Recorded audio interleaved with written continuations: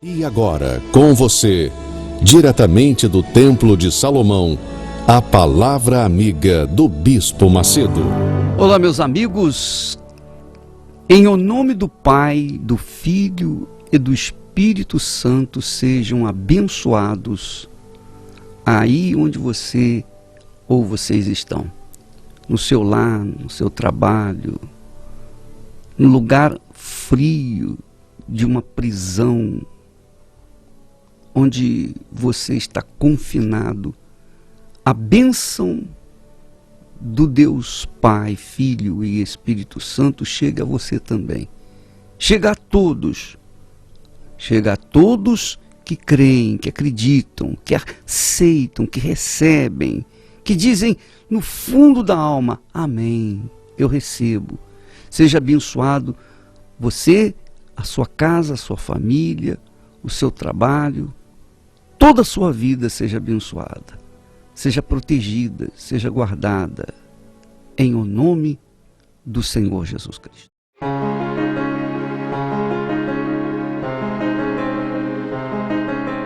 Graças a Deus. Uma das mais gloriosas revelações de Deus para nós é o versículo de Provérbios, capítulo 8 e versículo 17. Quando Deus fala: eu amo os que me amam. Eu amo os que me amam. E os que me procuram me acham. E logo de cara nós entendemos que Deus não ama a todos. Ele só ama aqueles que o amam. Está aqui escrito. Está aqui registrado. Eu amo os que me amam. E os que me procuram me acham. E é interessante, amiga e amigo, que às vezes a pessoa, ela pensa assim: ah, Deus me ama, então eu vou viver a minha vida à vontade. Eu vou viver a minha vida do jeito que eu gosto, do que eu quero. E no final das contas, Ele vai me salvar. São tolos aqueles que pensam dessa forma, porque aqui está escrito: eu amo os que me amam. Só os que o amam são amados por Deus. E os que me procuram, diz ele, me acham. Então, nesta sexta-feira, ou melhor, no sábado pela madrugada, pela manhã, bem cedinho, 3 horas da manhã, nós teremos aqui no templo a vigília, a primeira vigília para as pessoas sedentas, as pessoas que estão procurando o Deus Altíssimo, o Eterno, o Todo-Poderoso. Eu sei que muitas pessoas têm desprezado a palavra de Deus e, consequentemente, desprezado a Ele. Porém, há alguns poucos neste mundo que almejam conhecê-lo, almejam ter um encontro com Ele, almejam saber como Ele é. Então, essas pessoas que moram aqui em São Paulo e querem ter a oportunidade de conhecê-lo, então, nesta sexta-feira, de sexta para sábado, que realmente começa no sábado, né, de madrugada, nós teremos aqui a vigília, primeira vigília no Templo de Salomão. Ela vai começar impreterivelmente às 3 em ponto, às 3 horas da madrugada. E as pessoas que quiserem participar terão que chegar, obviamente, bem antes, para poder adentrar no Templo de Salomão, porque quando faltarem 5 minutos para as 3 da madrugada, os portões do templo vão fechar e quem chegar atrasado vai ficar do lado de fora. Essa disciplina se estende em todos os horários de todas as reuniões aqui no templo. todas as pessoas que quiserem adentrarem no templo devem chegar com bastante tempo de antecedência, para que não venham ter aborrecimentos. Há pessoas que chegam aqui atrasadas e pensam que vão entrar. Não vão entrar, não podem entrar. Não se esqueça que você não está vindo num shopping, você não está vindo na casa de uma pessoa qualquer. Você está vindo na casa do Deus Altíssimo. E é muito ofensivo a pessoa chegar atrasada na casa de Deus. Portanto, aqui no Templo de Salomão nós temos uma disciplina, uma ordem, quer as pessoas gostem ou não, essa ordem vai ser seguida. Por quê? Porque quando nós respeitamos ao Senhor, quando nós o tememos, então nós temos o maior respeito e consideração para com a sua casa. E é muito importante que você saiba que quando nós temos zelo pela casa de Deus, pela disciplina na casa de Deus, pelo temor na casa de Deus, é porque nós temos zelo pela nossa própria vida. É uma analogia que é válida. O zelo pela casa de Deus é o zelo que nós temos para com a nossa própria vida. É óbvio que a nossa vida, quando no altar, ela é o templo da presença do Espírito Santo. Portanto, quando nós zelamos pelas coisas de Deus, quando nós respeitamos, quando nós consideramos a casa de Deus algo sublime, algo de extremo valor, na realidade nós estamos considerando o nosso próprio corpo como o templo do Deus Altíssimo. Então muitas pessoas que não cuidam nem mesmo da sua própria casa ou do seu próprio corpo, as pessoas que não têm regras, que não têm disciplina na comida, não têm disciplina para dormir, não têm disciplina para nada nessa vida, obviamente não gostam de encontrar uma disciplina de hora certa aqui no Templo de Salomão. Então essas pessoas ficam de fora, porque se elas não chegarem dentro do horário, então elas ficam do lado de fora. E não se esqueça, minha amiga, meu amigo, quando você vem ao Templo de Salomão, você não está fazendo um favor para Deus. Você não está fazendo um favor para Ele. É Ele que está fazendo um favor de recebê-la aqui. Mas você tem que ter um horário, você tem que ter uma disciplina, você tem que ser uma pessoa disciplinada para poder alcançar os benefícios da fé cristã. Então, é como Deus disse: eu amo os que me amam. De outra feita, ele disse: aos que me honram, eu honrarei. Aqui ele diz: eu amo os que me amam. E os que me procuram me acham. Então, quando a pessoa tem uma disciplina, tem um cuidado de sair de casa antecipadamente para chegar no templo, para receber o que o Espírito de Deus, o que o Espírito do templo está distribuindo, as pessoas então vêm na hora certa, antes da hora. Elas chegam no templo com calma, com tranquilidade, e ficam aguardando o momento do início da reunião. E muitas têm tido experiências gloriosas por conta de chegarem cedo e ficarem meditando, contemplando o Altíssimo aqui no templo. Agora, é claro que há outras pessoas que não têm cuidado nem com o próprio corpo, quanto mais vai ter cuidado com as coisas de Deus. E essas pessoas ficam aborrecidas quando chegam aqui e as portas estão fechadas. Poxa, mas eu saí de casa, enfrentei um trânsito e agora não posso entrar porque cheguei 1 minuto atrasado. É verdade, não vai poder entrar por causa de 1 minuto mesmo. Não importa, minha amiga, meu amigo, se você quer realmente, você tem interesse em ter um encontro com Deus, você obviamente tem que se preparar. Da mesma forma como a noiva vai encontrar com o noivo no altar. Ela se prepara, ela se arruma, ela investe na vida dela, no corpo dela. E o noivo também investe no seu corpo para que possam chegar no altar, se encontrarem, se casarem.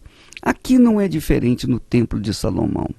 Você vai encontrar com o noivo, o eterno noivo, o Senhor da glória.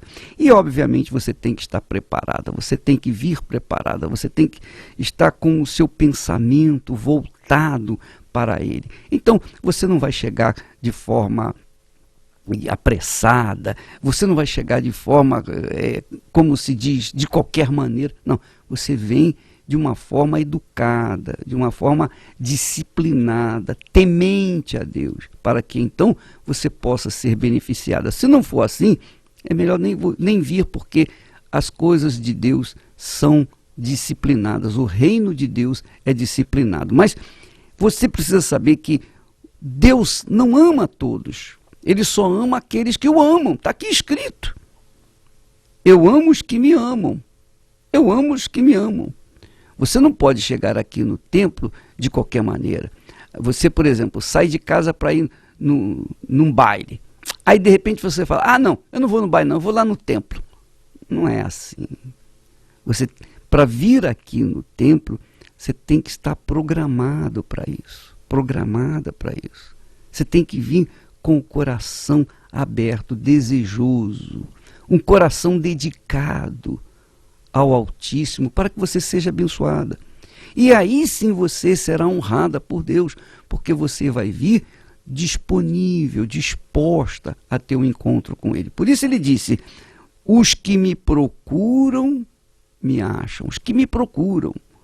De outra feita ele disse, buscar-me-eis e me achareis, se me buscardes de todo o vosso coração.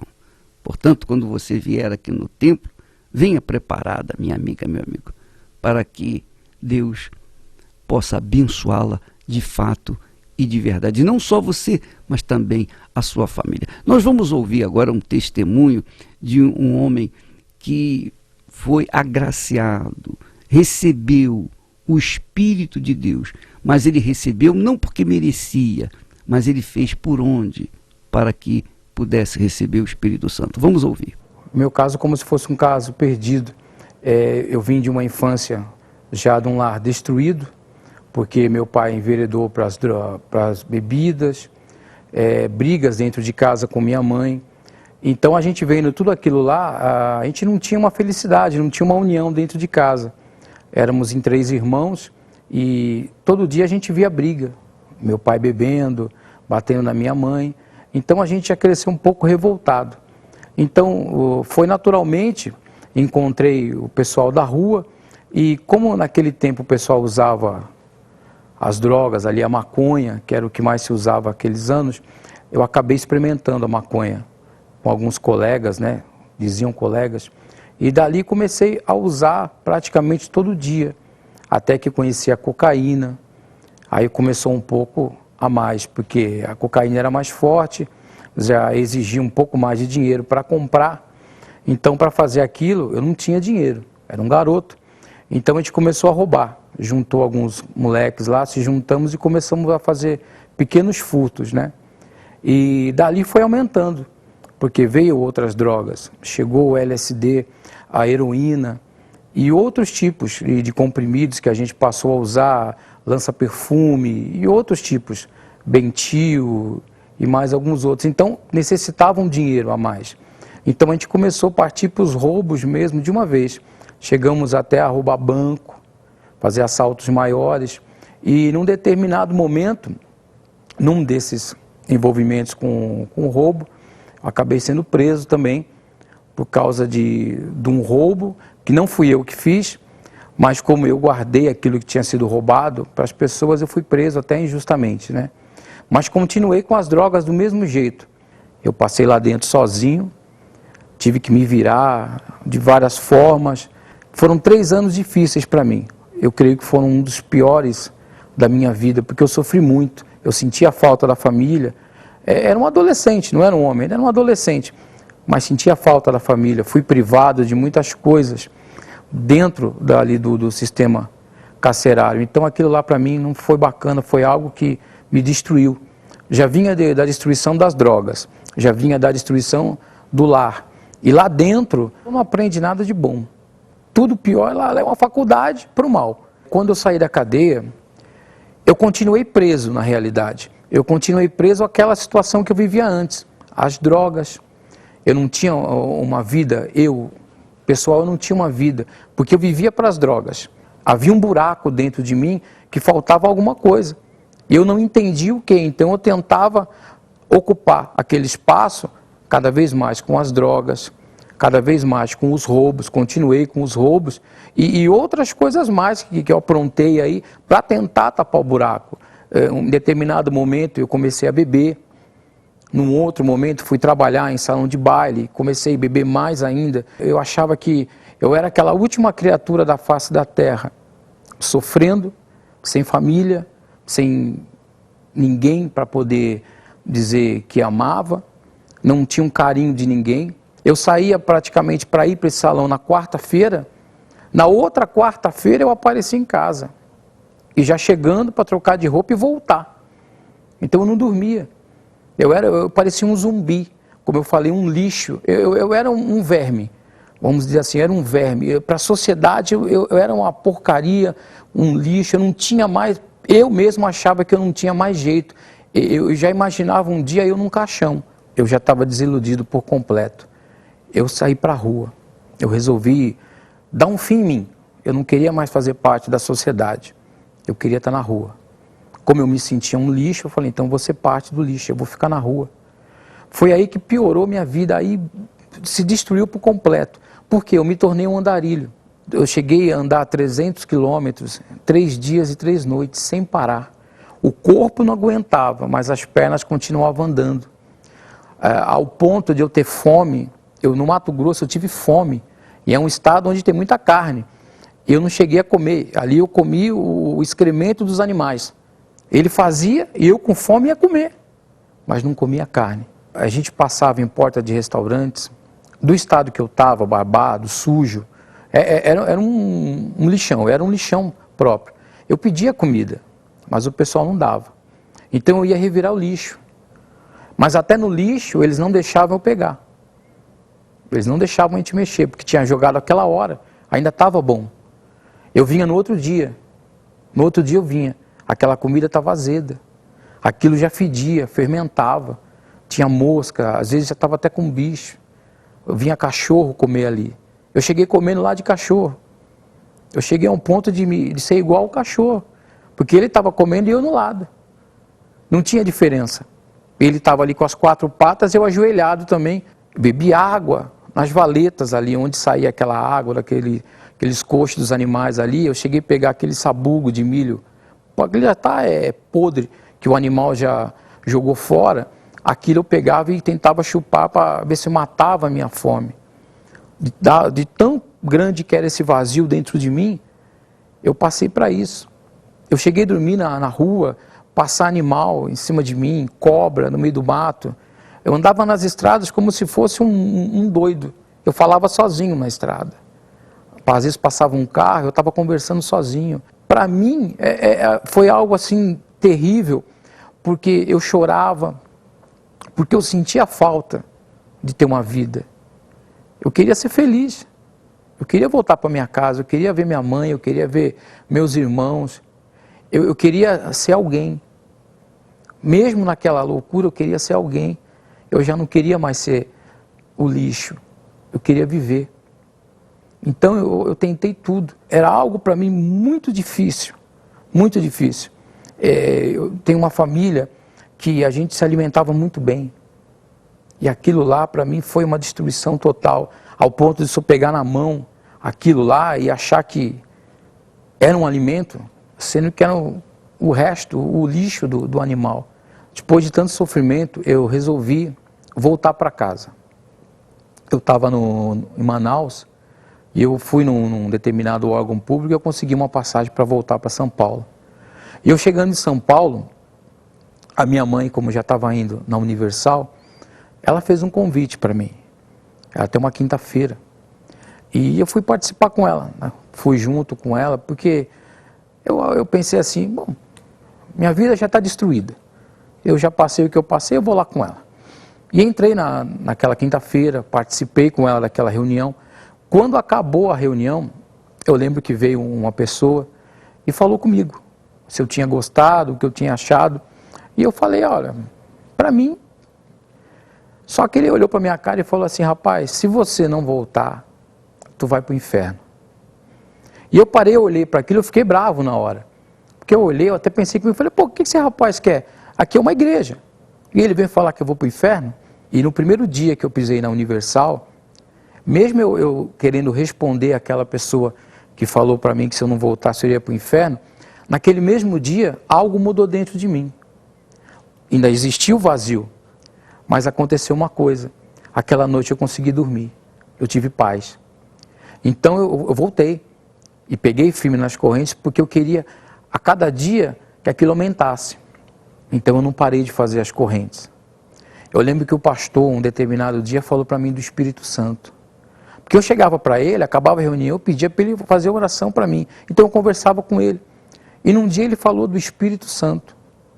E eu queria saber o que era o Espírito Santo. Porque eu via as pessoas na igreja felizes, eu já estava sentindo uma paz. Mas eu não entendia o que era aquela paz. Então ele falou para mim que para ter o Espírito Santo eu deveria ter um encontro com Deus.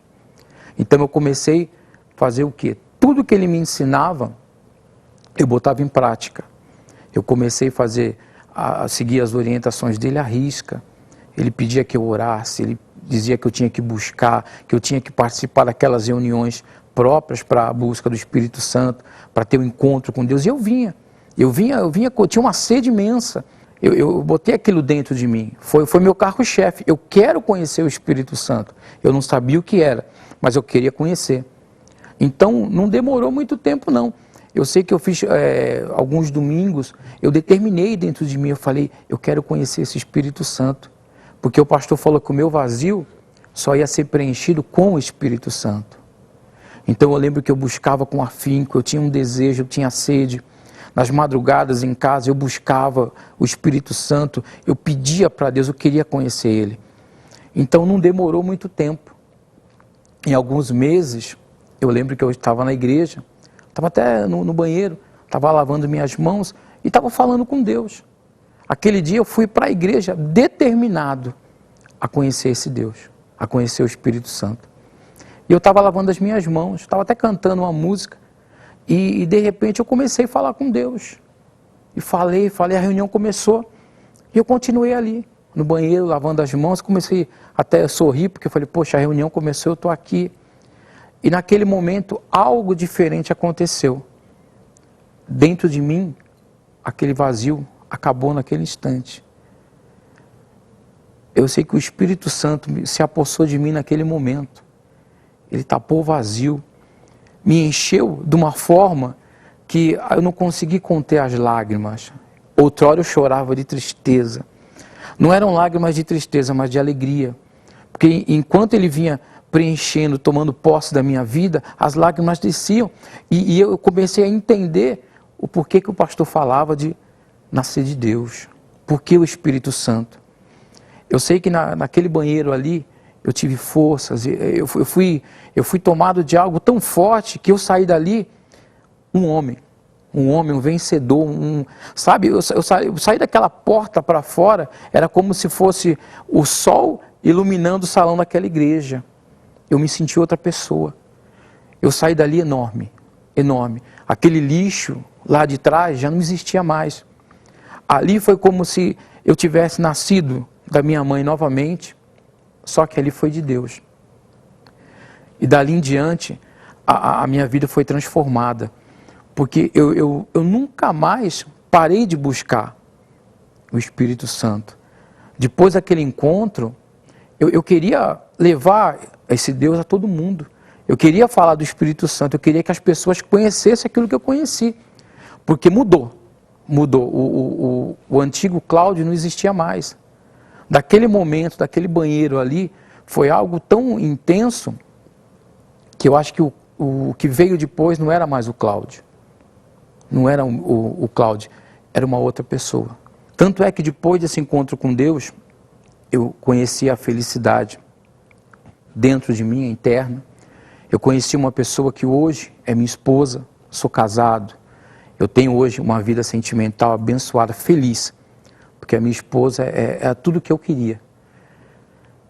Tenho filhos, hoje eu vivo bem, hoje eu posso desfrutar de algo que eu nunca desfrutei, da felicidade, da paz, da alegria.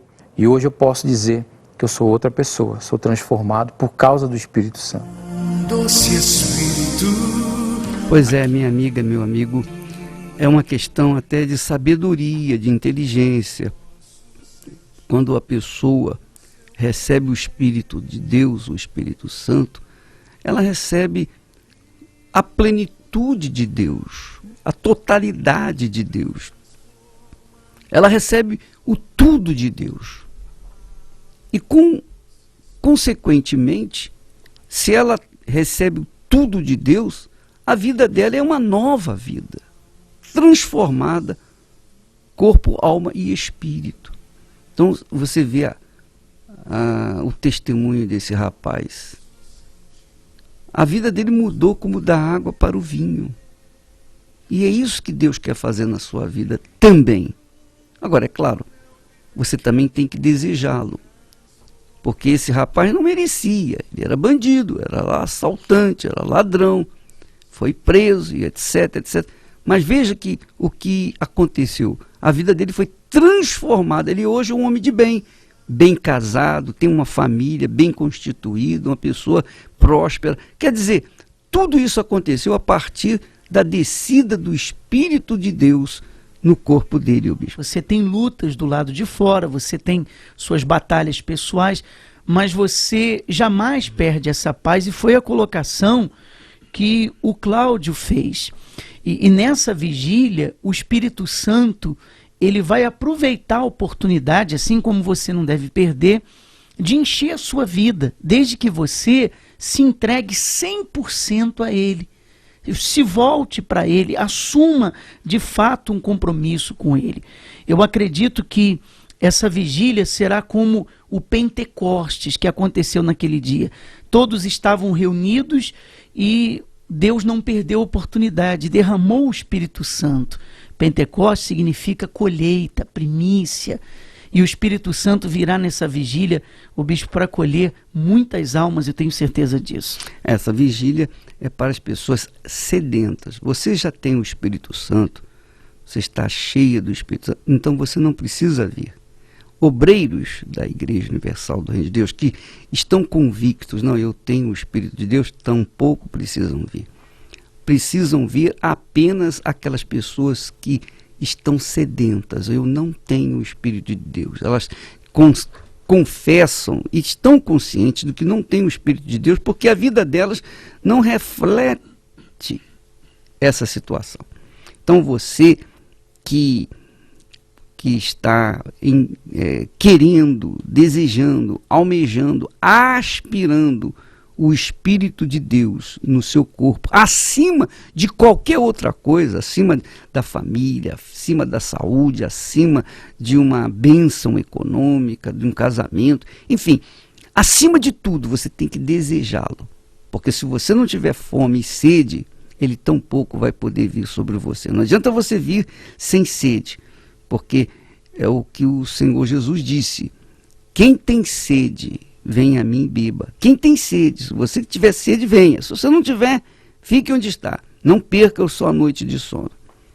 E será depois de amanhã, pela madrugada, às 3 da manhã. Vai começar às 3, em ponto. Mas você vai ter que estar antes aqui no templo, se você quiser participar. Você deve chegar com 1 hora, pelo menos, de antecedência, para que você fique preparando o seu espírito para receber o Espírito Santo. Então, muitas pessoas querem vir, mas não tem condução. Então, o que eu faço? Então, nós temos aí uma dica para você. Nós temos um apoio, que é a Igreja do Brás, aqui na Celso Garcia 499. Você chega antes, nós deixaremos a igreja aberta, tá? Vai ficar direto aberto, você vai ficar ali com a sua família e nós preparamos ali um café, nós preparamos um chocolate, um bolo, enfim. Você vai ficar à vontade com a família. 1h da manhã, por volta de 1h da manhã, nós estaremos abrindo a porta do templo e você vai poder se dirigir e participar, já se preparar ali antes para estar nessa vigília que eu tenho certeza que vai mudar a sua vida. E claro, o esforço que você vai fazer, essa sede que tem sido colocada, nós nos esforçamos por aquilo que é muito importante. Então, o tamanho do esforço que você vai fazer para estar nessa vigília é o tamanho da importância que o Espírito de Deus tem para você. Graças a Deus.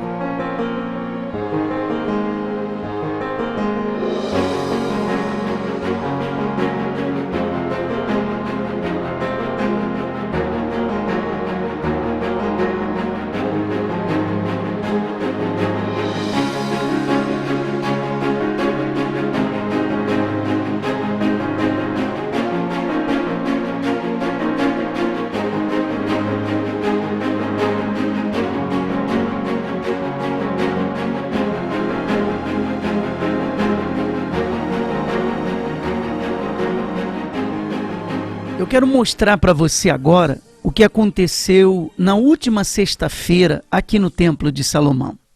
Seu nome? Celso, O que aconteceu, Celso? eu cheguei na sexta-feira passada e cheguei viciado em álcool de posto, crack, cocaína. Eu acordava pela manhã tremendo, vomitando verde, passando muito mal. Isso durante 10 anos da minha vida e eu não conseguia passar nem sequer 5 minutos sem ter que sem tomar uma dose, porque todo tempo eu tinha que beber e eu acordava tremendo, passando muito mal, fora crack, cocaína, né, e etc, muitas coisas mais. Mas de tudo pior que foi para minha vida foi a cachaça. E eu cheguei ao ponto de beber álcool de posto, de ir no posto comprar álcool, misturar água para beber. E o senhor disse que na próxima sexta-feira iria dar o testemunho. E eu vim aqui para poder agradecer a Deus. De sexta para cá, nunca mais? Nada, nem vontade. Não conseguia ficar nem um dia? Não, eu não conseguia ficar 5 minutos sem beber. 5 Mesmo? minutos, verdade. Quer dizer, de lá para cá você não sente mais vontade, pegou nojo? Nada. Eu passo, inclusive, nos amigos que bebem, eu sinto o cheiro, aquilo me enoja, mas eu dou atenção para eles porque são meus amigos e, além de tudo, são... Está livre. Graças a Deus. Deus abençoe. Seu nome? Marli, O que aconteceu, Marli? bispo, é porque desde 2010 eu sinto dores fortes de cabeça, constante, só que o tempo foi passando, foi piorando. E essa noite eu não consegui dormir. E antes de vir para cá eu tomei remédio para dor de cabeça não passava. É antiga. Antiga, pastor, de muito tempo. E eu vinha sofrendo muito em casa, né? E eu falei para o meu esposo, eu vou receber a minha cura. E quando o Senhor falou, estende suas mãos, a dor desapareceu. Eu renasci, pastor. A senhora tinha até conversado com o marido que chegasse no templo seria curado. Eu queria ser curada, foi até que eu vim com uma amiga minha. Eu falei, eu vou sair de lá renovada, bispo. Era muitos anos essa dor? Muito, sofri muito, tomava remédio direto, ia no médico, os médicos não descobriam a causa. Constante? Constante, direto, bispo. Fez muitos exames? Muitos exames, cheguei a fazer tomografia, outros tipos de exame, nada, não descobria, sabe? A senhora foi curada quando colocou os pés aqui no templo ou quando na hora da oração olhou para a cruz? Na hora da oração, quando o Senhor falou, estende suas mãos, eu falei, Senhor, eu não vou sair daqui sem a minha vitória. Saiu agora? Desapareceu, renasci da cinza. Deus abençoe. Como você chama? Jefferson. Edna. O que aconteceu, Ed? Então, bispo, na verdade a gente estava com a vida toda destruída, a família destruída, né? Tava a gente quase separando, né? Aí até o dia que a minha filha veio até aqui o templo e... Ela aqui? Sim, senhor. Você veio buscar por eles? Vim que não dava mais jeito, meu pai estava viciado, bebia direto, estava desempregado. Aí o pastor me chamou, eu vim, me ajoelhei no chão, orei, chorei, pedi pela minha família. Depois que eu saí daqui, minha vida mudou, meu pai se converteu. O senhor tinha um problema de vício? Eu bebia muita cerveja e comecei a usar cocaína. Isso afetava a vida? Muito. Isso anos. A gente vivia 880. Ou melhorava e daqui a pouco piorava. Nunca ficava numa boa. Sempre ficava... O final de semana era terrível pra gente. Era bom só de segunda a sexta. porque estava trabalhando, então não estava em casa. Quando chegava sexta, passava, já eu ficava à noite no bar, eu apanhava nos bares, entendeu? Uma briga. A última vez mesmo, quase que me mataram. Não tinha paz lá? Não, não tinha paz. Era só briga.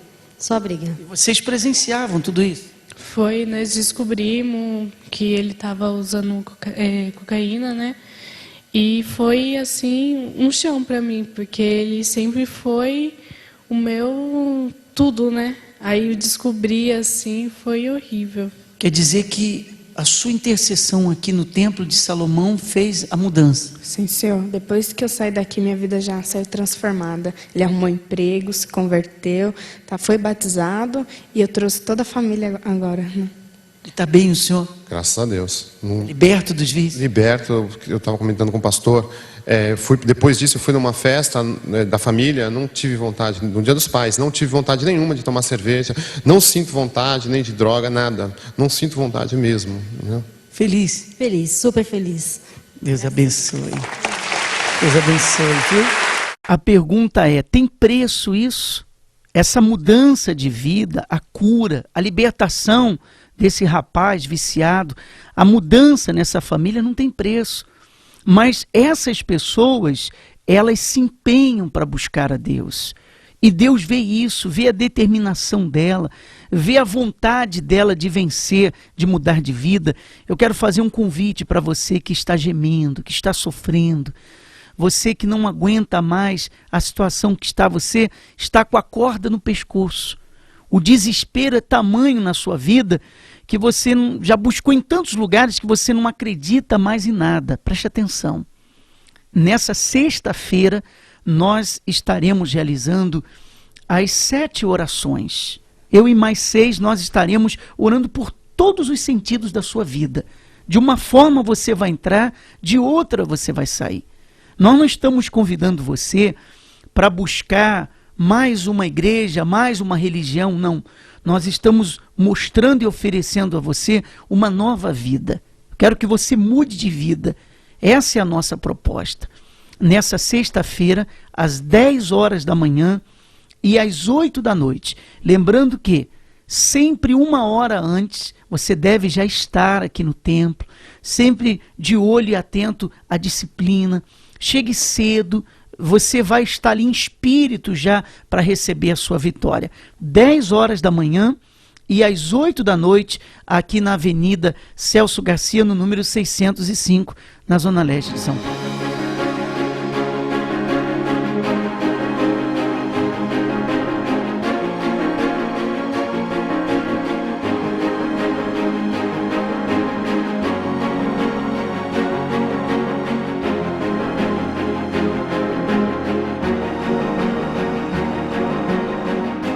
Vamos ouvir o que está acontecendo às quintas-feiras aqui no Templo de Salomão. Eu vim de um casamento de 20 anos, um casamento que não deu certo, né? Então eu cheguei numa situação que, depois desse divórcio, veio o sofrimento, o vazio. O que eu tinha? Eu tinha os meus 2 filhos que ficaram comigo e um vazio muito grande que eu não conseguia preencher e ao mesmo tempo eu tinha medo de preencher. O meu foi bem conturbado, né? Eu fui grávida com 18 anos de idade, então eu acabei me casando até para resolver meu problema de ser mãe solteira. Então eu casei errado, já com uma pessoa mais velha, que tinha, né, uma classe econômica melhor do que a minha. Então eu já casei na ilusão e foi um casamento que destruiu a minha vida. Com traições, com tudo de pior. Digo, como homem, chorei muito, sofri muito mesmo.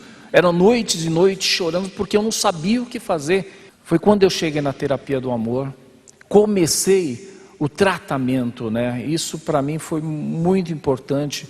Foi no momento que eu conheci a Andréia também. A gente se conheceu na terapia, mas cada um morava uma certa distância. E quando a gente se via final de semana, era com os filhos. Então, a gente acabava que a nossa vida era sempre, o nosso namoro era sempre com os filhos. Então, no início do casamento, logo teve o primeiro casamento blindado. Nós participamos. A gente começou a investir no nosso relacionamento. Porque quando nós nos casamos, o que acontece? Aí a gente viu mesmo a luta, porque a gente tinha filhos adolescentes. Então, tinha competição, tinha ciúmes. Muitas das vezes eu brigava com ele, teve cara feia, deu com os filhos dele, da minha filha com ele. Então teve situações que foi difícil da gente lidar. Vocês estão casados hoje há quanto tempo? 3 anos. Hoje está excelente. Porque a gente tem esse aprendizado. A gente vai aprendendo, vai pondo em prática. Né? Porque as situações do cotidiano aparecem. Mas eu aprendi a ser mais calma, a relevar as coisas, não olhar mais com olhos de competição, de ciúmes. Então, tudo a gente vai amadurecendo. No primeiro casamento blindado, as dicas que foram dadas, e eu coloco em prática, fazem 3 anos, isso eu coloco em prática até hoje, que nós temos que investir no nosso casamento como uma empresa, né? Hoje a Andréia, ela trabalha comigo, é o meu braço direito. Nós vivemos hoje 24 horas juntos. Muito obrigado. Deus abençoe vocês, Carlos. Márcio, as pessoas às vezes são frustradas nos seus respectivos relacionamentos, casamentos, e pensam que o caso delas são casos perdidos. E a verdade, a bem da verdade, é que quem crê em Deus não tem caso perdido. Quem crê no Todo-Poderoso, no Altíssimo, não tem caso perdido. E é o caso dessa criatura que você vai ouvir agora o testemunho, também curada aqui na terapia do amor. Ainda que os olhos humanos venham mostrar que aquele caso seja irreversível, para a fé tudo é possível. Deus, ele pode trazer a pessoa que você ama de volta. Deus pode transformar essa pessoa que está ao seu lado. Deus pode fazer o encontro acontecer. Deus, ele é poderoso, ele está acima de tudo, conhece o seu interior e tem capacidade de fazer na sua vida, desde que você creia. E creia com inteligência. Como assim, o bispo? Porque às vezes você encasqueta na sua cabeça uma pessoa e quer que aquela pessoa volte de qualquer maneira. Mas, de repente, não é aquela pessoa a melhor para você. E Deus sabe disso. Deus sabe o futuro. Então, o que ele faz? Ele não permite que a pessoa venha, mas você, cabeçuda, você fica encasquetando. Você quer porque quer porque quer. E o tempo vai passando e Deus vai dizendo não, não, não, não, não e não. Porque se eu lhe der essa criatura, eu vou dar um presente de grego. Então, Deus barra. Então, a fé inteligente, a crença inteligente faz a gente buscar a vontade de Deus. Meu Deus, eu quero essa pessoa, mas se não for da tua vontade, coloque outra no lugar dela que seja melhor. Mas que seja feita a tua vontade, com ela ou sem ela, eu quero que a tua vontade seja feita. Então, essa é uma fé inteligente. Não adianta a gente querer impor a nossa vontade para Deus, porque isso não tem cabimento. Se a gente for inteligente, a gente fala, meu Deus, seja feita a tua vontade. Aí sim, as coisas acontecem. Veja só esse testemunho. Bom, quando eu cheguei na igreja, eu tinha uma vida sentimental destruída. Eu me envolvia com vários homens, fui traída várias vezes e sempre triste, aquela tristeza interior, noite sem dormir, sempre. Então, assim, nada preenchia. Mas eu tentava ainda achar que dessa forma eu ia conseguir mudar de vida. Então, era muita tristeza dentro do coração e eu não sabia o caminho, mas aí eu comecei a assistir a programação. E aí eu vi que eu poderia mudar de vida. E comecei a vir para a terapia. E mesmo na terapia, também conhecendo já, aos poucos eu fui me envolvendo com outras pessoas e sofrendo. E foi um momento que eu tomei uma decisão na minha vida, que a partir de hoje eu tinha que cuidar de mim. Primeiramente de mim, o meu interior, porque assim, eu tinha uma vida frustrada, sofria muito. Então quando eu tomei uma decisão e comecei a cuidar primeiramente interiormente de mim, foi Deus foi me mostrando o valor que eu tenho como mulher, que eu poderia mudar de vida. Então hoje eu estou solteira, mas assim, eu sou feliz, e a minha vida hoje, assim, tudo está correndo para o melhor, porque eu sei que Deus está acima de tudo. Quer dizer, você restaurou o seu relacionamento com você mesma. Sim. Porque, veja bem, isso é muito importante. Eu chamo esses relacionamentos que ela teve, mesmo já frequentando a terapia, antes de entender o que ela entende hoje, relacionamento band-aid. O que é relacionamento band-aid? Você tem um câncer e quer colocar um band-aid para curar o câncer. Não vai resolver. Você está solteiro, solteira e talvez está querendo curar os problemas interiores que você tem, tendo uma pessoa. Você só vai ter mais problemas. Primeiro você tem que se resolver. E se você está se recuperando de um relacionamento ruim, você tem questões pessoais que precisam ser resolvidas, não se preocupe agora com o relacionamento, que é o que você entendeu. E agora você já está preparada para um relacionamento, você diria, ou ainda está no processo de Sim, cura? com certeza. Hoje eu sei o valor que eu tenho como mulher. Eu sei que hoje eu posso fazer alguém feliz porque eu sou feliz primeiramente comigo. Então, para que eu faça alguém feliz, primeiramente eu tenho que ser feliz. E hoje eu sinto muito feliz e não deixo a terapia. Eu vou continuar e tenho certeza que da próxima vez eu vou estar aqui com meu esposo. Tá ligado, Deus abençoe. Quando eu cheguei na terapia, eu era uma pessoa muito vazia, muito triste. Quando eu vi que eu tive 2 relacionamentos e não deram certo, aí eu falei, poxa, onde está o erro, né? Onde que eu tenho que mudar? Aí eu comecei a analisar onde que eu tinha que mudar, ouvir realmente o que era pregado no altar e praticar. E hoje, graças a Deus, eu estou muito feliz, tenho aprendido muito. A terapia ela tem sido uma escola para mim. E hoje eu estou namorando tudo, estou muito feliz. Hoje eu procuro compreender mais, né? Eu paro, eu penso antes de agir. Antes não, era um tipo de pessoa que eu ia lá e agia, eu não pensava antes de tomar uma atitude. Impulsiva. Isso, justamente. E hoje não, hoje antes de eu tomar uma atitude eu penso na pessoa que está do meu lado. Né, eu tenho aprendido muito. Ok, muito obrigado, Deus abençoe você. Nós aprendemos com esses testemunhos porque estamos revelando a você que Deus não mudou. Ele operava no passado e ele continua operando nos dias de hoje, ele continua sendo o mesmo. Quando nós examinamos as Sagradas Escrituras, você pode conferir depois no livro de Isaías, capítulo 14, versículo 24, ele diz, jurou o Senhor dos Exércitos, dizendo, como pensei, assim sucederá, e como determinei, assim se efetuará. Ora, quantas pessoas que o pensamento dela é contrário de Deus? Deus diz que você pode, mas você pensa que não pode. Deus diz que você é capaz, mas você diz eu não sou capaz, porque você olha para as circunstâncias.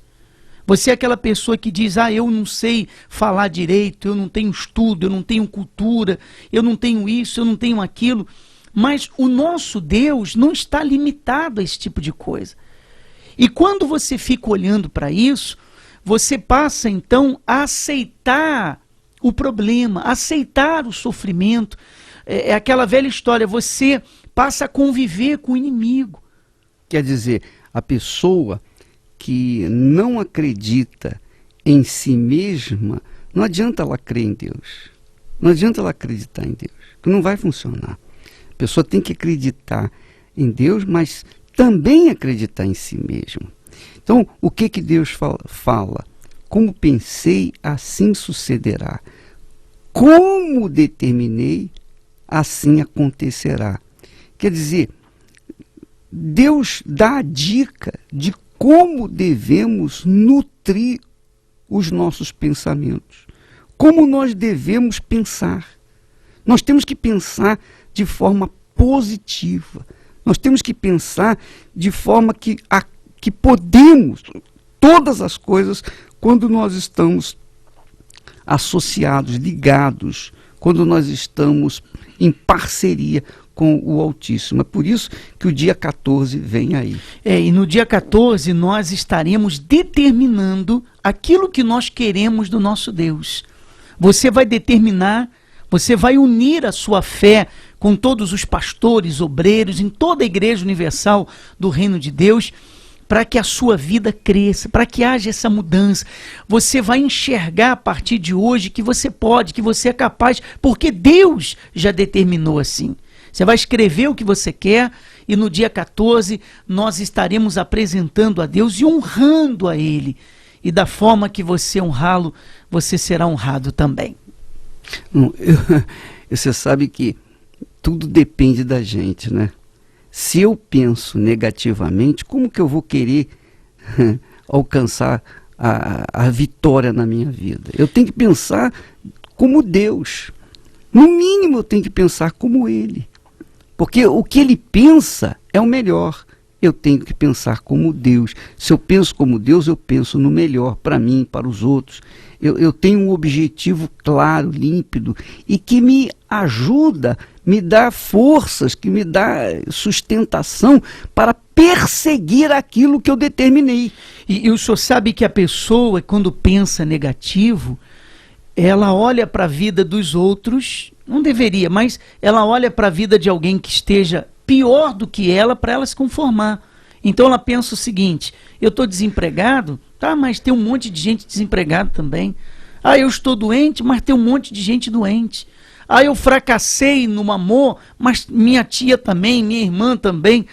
Você não tem que olhar. Se consola, se conforta com o fracasso dos outros também. É para ela poder aceitar melhor aquela situação. E não é isso que Deus ensina. Você tem que pensar da seguinte maneira: eu não quero saber se tem um monte de gente desempregada, eu preciso trabalhar. Eu não quero saber se tem um monte de gente fracassando na vida. Com Deus eu tenho que vencer. Esse é o pensamento que você tem que ter. E é nesse espírito e nessa fé que no dia 14 nós estaremos buscando a intervenção divina. Aonde, em que área você quer que haja intervenção divina? Você vai escrever, você vai apresentar a Deus, você vai determinar. Eu tenho certeza que vai acontecer o extraordinário na sua vida. Quando a gente pensa, quando a gente determina, aí acontece. Você vê quantas pessoas têm vindo aqui no Templo de Salomão com o pensamento de que vão conquistar, vão ter um encontro com Deus, vão ser curadas, vão ser abençoadas. Elas vêm determinadas. E antes mesmo de acontecer a reunião, de acontecer as orações, elas já são abençoadas. Antes mesmo. Por quê? Porque elas já vieram determinadas. Ela chega aqui e diz: quando eu colocar os pés lá, eu ficarei curada. Esse é o pensamento dela.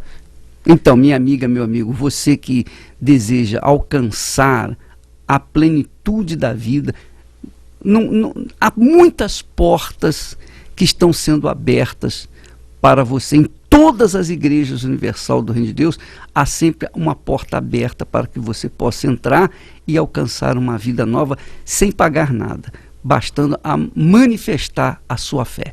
Você é o nosso convidado. E aqui no Templo de Salomão, aqui juntinho da Igreja do Brás, você é o nosso convidado neste sábado, às 3 horas da madrugada, aquela grande vigília, a primeira aqui do templo. Que Deus abençoe a todos e até lá, em nome de Jesus.